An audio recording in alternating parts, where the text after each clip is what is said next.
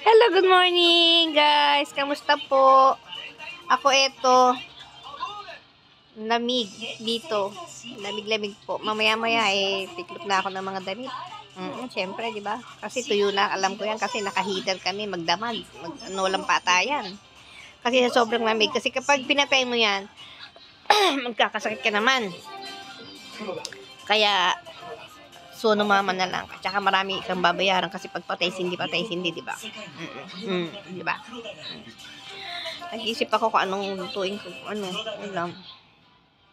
Ang hirap kasi pag ganitong malamig, ang hirap kumilos, lalo na kung batang-bata ka pa. Andyan yung may masakit ang tuhod mo, pasakit ang paa mo, naninigas ang mo, parang pinupulikat ka, ganyan. Ako, Diyos ko, dahil mo nararamdaman, pag sa sobrang sipag mo, bata ka pa, masipag ka na. Pag tanda mo, marami ka nararamdaman. Ako, batang-bata pa ako. Kaya, siyempre, di ba? Kailangan natin tumawa kahit anong nangyaring problema sa buhay mo. Kailangan mo tumawa para hindi ka naman maging katulad na kamoting kahoy ang balat mo. O, diba? Diba? Totoo yan. Kasi hindi pa ako makakalinis na kuko. Mamaya may maglilinis na ako. Ayoko naman ng ganito yung kuko, no? Sinutuklap-tuklap ko lang kasi pag wala akong nagagawa. At tapos na akong gawain ko, ganyan. Tutuklap-tuklap ko na yan. Alam nyo, ang hirap talaga ng ngayon ang buhay. Kaya kailangan magsipag tayo. Ay, katulad ko, umuulan dito. Paano ako magsisipag? Paano ako magsisipag umuulan ng yelo ng snow dito? Wala na masyadong bibili muna sa'yo, diba? Kaya ako kung sino lang gustong bumili, ayun. Pero susunod siguro magla-live na ako. Tanggalin ko lang itong mga snow. Diyos ko, hindi ako makakapag kung may snow, hindi ako makakapunta kung ihuhulog ko na yung mga gusto nila, di ba? Kaya pawala natin yung snow. Kaya, Yurisiku po magla-live ako ng mga paninda ko. Kasi yun ang labanan ngayon kailangan i-live mo yung paninda mo Kaya, ayun, sasabak tayo sa pag wala ng snow.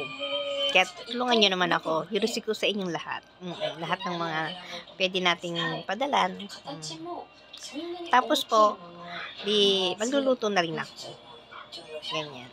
Magluluto tayo. Bobonggahan natin yung luto natin. Kaya lang, syempre, pag bongga, kung gusto mong kumain ng bongga, natural lang yun, na bongga din. Yung dating 500 mo, gagawan mo ng paraan yun, di ba? Kasi mahal na bilihin ngayon. Wala na ngayon 500 na gusto mong masarap. Kasi bongga nga Diba? Lahat ng bongga. Diba? Alam na yun. Yun lang po yun. Kasi wala nang masarap. Wala nang mura ngayon. Meron salita. Diba? Ganun yun. Kamusta naman ang mga buhay-buhay ninyo dyan? Lalo yung mga sa Pilipinas. Nako, Diyos ko. Ano ba yan? Diba? Mariosep. Ang dasal ko lang, sana tumaas po ang yen. Totoo lang po. Sana tumaas ulit, bumalik ulit ang yen sa dati. O kaya kahit konti lang, kahit nasabihin mo ng wag lang 3 plus. Diba? Sobra nang diba? Parang nakakalungkot. Tapos yung mga sahod dito, hindi naman tumaas. Bumaba ang yen, pero hindi tumaas ang mga sahod. Pero naman dito, kapag kailangan mo mayroong mga ayuda binibigay, talagang ibibigay sa inyo. Kasi yun po, inilalagay sa ginko, wala pong gulo. Hindi maingay, walang basta hihintayin nila. Meron sa inyo ibibigay na hangaking, kumbaga yung parang sulat, na gano'n, na parang, ayun na yung makukuha mong pera. Ganun, meron pong mga sulat dito, bawat bahay. Hindi na kailangan mag-ingay-ingay, ganun kasi disiplina dito. Kaya sana, dinadasal ko na mangyari yun sa atin, na wala ng gulo. Dito talaga, City Hall ang nagbibigay. Yung, City Hall ang nagbibigay talaga, sila mismo ang sana ganun din, sa Pinas.